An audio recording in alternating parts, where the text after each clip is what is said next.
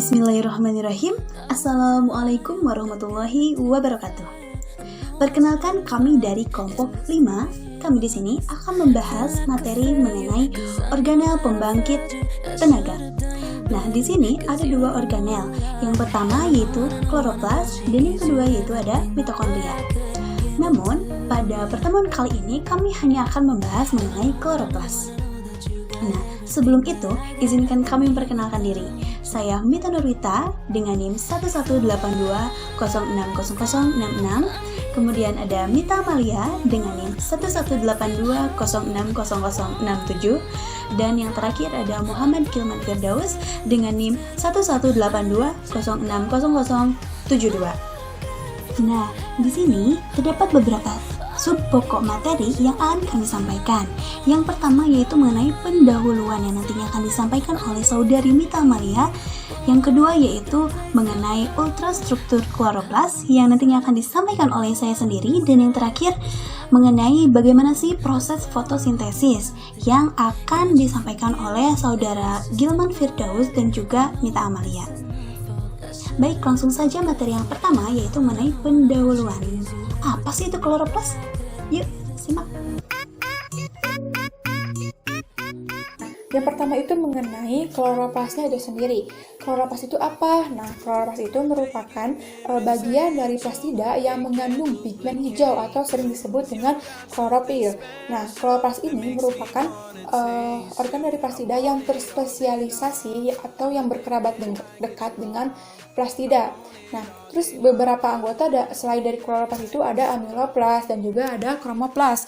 Kalau amiloplas itu tidak mempunyai pigmen warna, sedangkan kalau kromoplas itu mempunyai pigmen warna.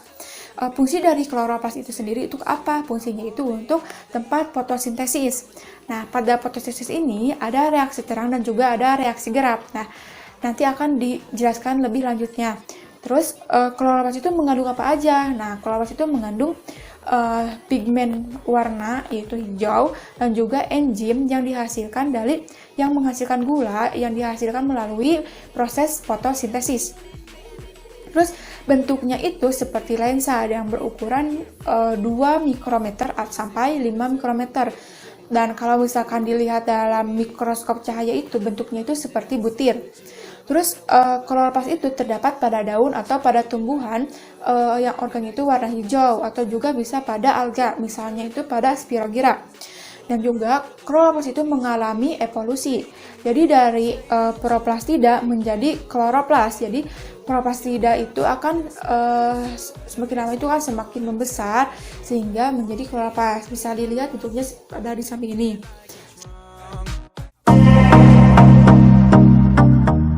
Nah, selanjutnya mengenai ultrastruktur pada kloroplas. Nah, seperti yang telah dijelaskan oleh saudari Mita Amalia bahwasanya kloroplas itu berbentuk seperti lensa di mana memiliki dua sisi yang berbeda. Satu sisi dia berbentuk cembung dan satu sisinya lagi dia berbentuk cekung atau datar.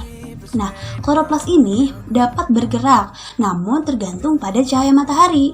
Jadi, pergerakan pada kloroplas ini mengikuti dari mana atau berasal dari manakah cahaya matahari tersebut, seperti itu. Nah, kloroplas ini sangat berkaitan dengan proses fotosintesis.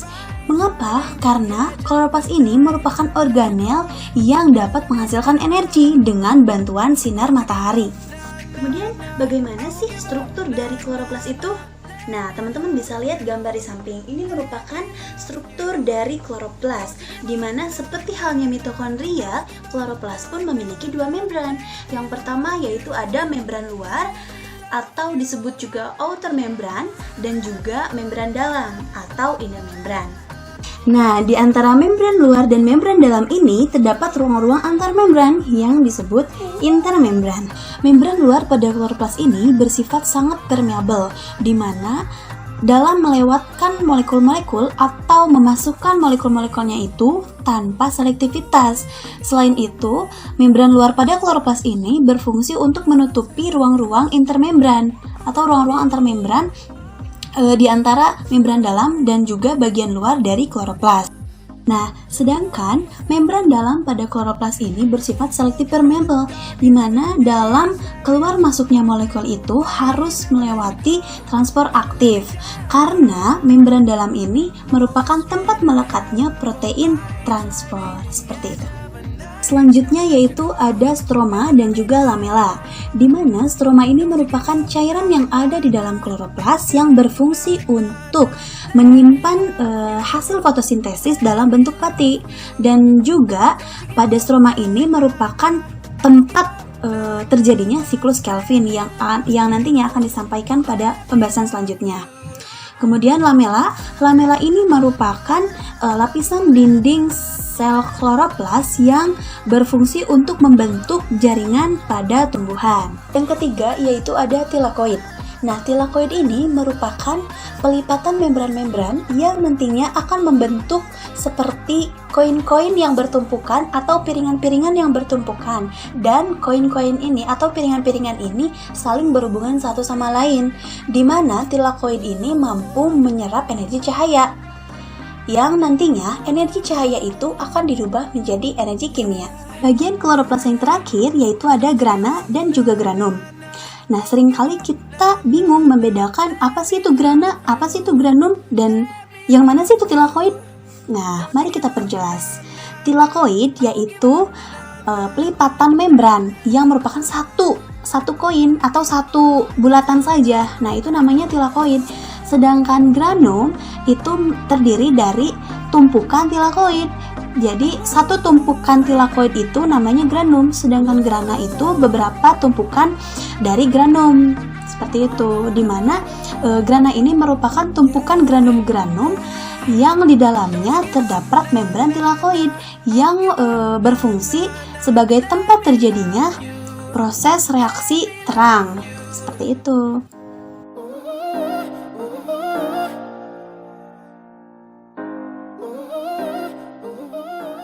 Nah, selanjutnya itu mengenai tahap fotosintesis. Nah, tahap fotosintesis itu bisa dilihat itu sederhana, tetapi pada dasarnya itu tahap fotosintesis itu kompleks. Nah, pada tahap fotosintesis itu ada dua reaksi, yaitu ada reaksi terang dengan reaksi gelap. Dan juga pada fotosintesis ini melibatkan dua fotokimia atau fotosistem, yaitu fotosistem 1 dengan fotosistem 2. Dan juga pada reaksi terang itu, kalau pada reaksi terang itu terdapat dua transfer elektron, yaitu ada transfer elektron non-siklik dengan transfer elektron siklik untuk pada reaksi terang. Nah, di sini ada reaksi terang pada transfer elektron non-siklik. Jadi awalnya itu pada saat cahaya masuk, maka fotosistem 1 itu akan mengeluarkan atau melepaskan elektronnya itu, selanjutnya akan ditangkap oleh akseptor primer. Nah, akseptor primer pun akan melepaskan elektron tersebut sehingga ditangkap oleh peridoksin. Begitupun dengan peridoksin akan melepaskan elektron tersebut ditangkap oleh NAD+ reduktase. Dan NAD+ reduktase itu akan membentuk NADPH. Sedangkan kalau pada fotosistem 2, jadi cahaya itu masuk, maka fotosistem 2 itu akan melepaskan elektron sama kayak fotosistem 1, ditangkap oleh akseptor primer. Nah, kalau pada fotosistem 1 itu kan redoksi, sedangkan kalau pada akseptor primer pada fotosistem 2 itu dia itu akan melepaskan elektron ditangkap oleh pastoquinon. Pastoquinon ini akan melepaskan elektron tersebut ditangkap oleh kompleks sitokrom. Selanjutnya kompleks sitokrom itu akan melepaskan elektron ditangkap oleh fosfosianin. Nah, terus fosfosianin ini akan memberikan elektron tersebut kepada fotosistem 1 karena fotosistem 1 di sini dia itu kekurangan elektron. Nah, pada pastoquinon dan kompleks sitokrom itu dia itu membentuk ATP.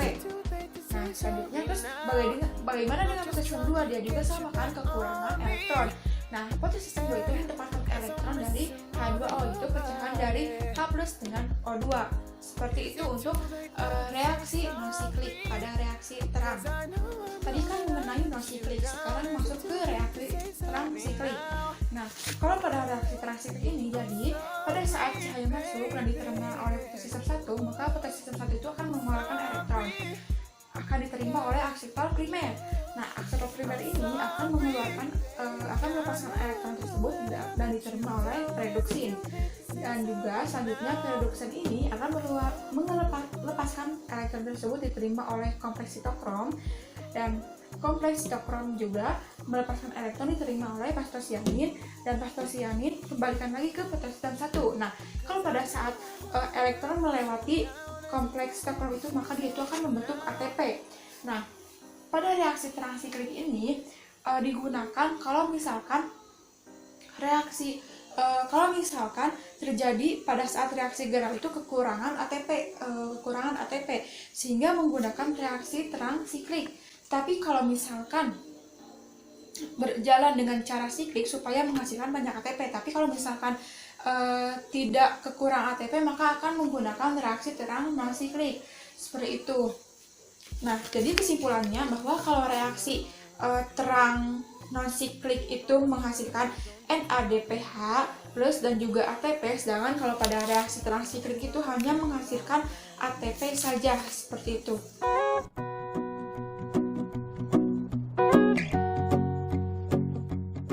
Tahap kedua pada fotosintesis ialah siklus Kelvin atau reaksi gelap. ATP dan NADPH yang dihasilkan di reaksi terang akan dibawa ke stroma untuk konsumsi reaksi gelap atau siklus Kelvin. Nah, ATP yang dihasilkan di reaksi terang ini akan digunakan sebagai sumber tenaga, dan NADPH yang dihasilkan pada reaksi terang akan digunakan sebagai sumber produksi penambahan elektron. Hasil dari siklus Kelvin ialah karbohidrat yang memiliki 3 molekul karbon yang bernama gliseraldehida 3-fosfat. Nah, dalam siklus Kelvin ini untuk menghasilkan 1 neto gliseraldehida 3-fosfat harus dibutuhkan 3 molekul karbon dioksida yang harus difiksasi. Reaksi Kelvin atau siklus Kelvin ini dibagi menjadi 3 tahap, yaitu tahap pertama ialah fiksasi karbon, tahap kedua adalah reduksi, dan tahap ketiga adalah regenerasi penerima karbon dioksida. Nah, diagram siklus Kelvin dapat dilihat sebagai berikut. Pada fase pertama, yaitu fase fiksasi karbon, setiap molekul karbon dioksida akan difiksasi dengan cara dilekatkan ke gula berkarbon 5 yang bernama ribulosa bifosfat atau RUBP. Nah, proses ini dikatalisis oleh suatu enzim yang bernama enzim Rubisco. Nah, hasil dari reaksi ini adalah suatu intermediat bermolekul gula berjumlah 6 yang sedemikian tidak stabil. Nah, karena tidak stabil, akhirnya dipecah menjadi 2 molekul, yaitu menjadi 3 fosfogliserat. Fase kedua adalah reduksi. Pada fase ini, setiap molekul 3 fosfogliserat yang dihasilkan pada fase pertama, yaitu fase fiksasi karbon, akan menerima 1 gugus fosfat dari ATP, sehingga menjadi 1,3 bifosfogliserat. Nah, selain itu, sepasang elektron akan disumbangkan dari NADH untuk mereduksi gugus karboksil pada 1,3 bifosfogliserat sehingga menjadi gugus aldehid. Nah, setelah direduksi hasilnya akan menjadi 3 gliseraldehida fosfat. Nah, setiap 3 molekul karbon dioksida yang difiksasi akan menghasilkan 6 molekul gliseraldehida 3-fosfat. Tetapi hanya 1 molekul dari 3 gula yang berkarbon 3 ini yang akan dihitung sebagai perolehan neto hasil dari fase kedua ini. Fase ketiga yaitu fase regenerasi penerima karbon dioksida.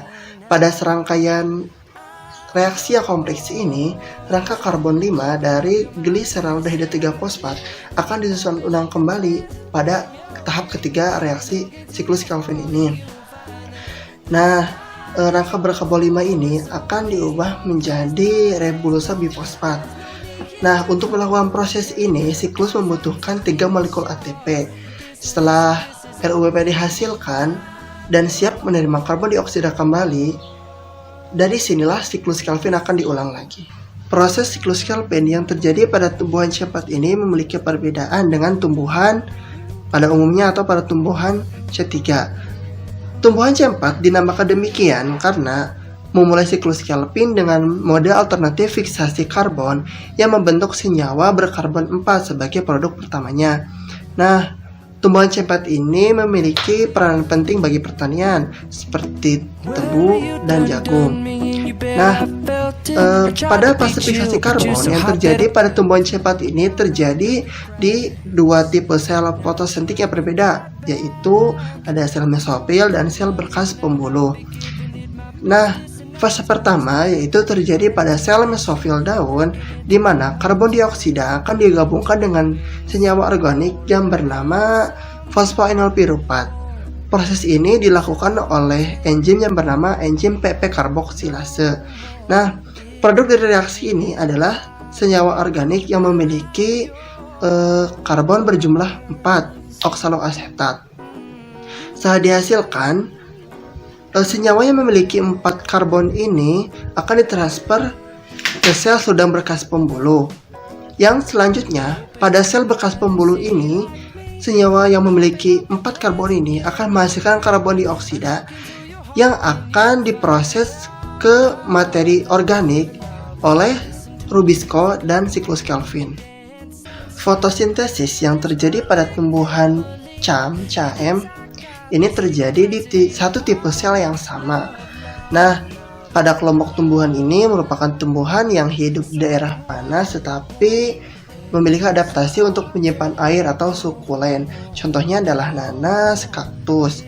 Nah, pada tumbuhan ini mereka akan membuka stomatanya pada malam hari dan menutupnya pada siang hari. Ketika malam hari stomatanya membuka, tumbuhan ini akan mengambil karbon dioksida yang selanjutnya akan disimpan di vakuola sampai pagi hari. Nah, ketika siang hari pada fase reaksi terang, zat organik yang dihasilkan pada malam hari akan digunakan untuk siklus Kelvin. Nah, karbon dioksida yang dihasilkan di malam hari akan digabungkan ke dalam senyawa organik berupa gula yang akan diproses pada siklus Kelvin.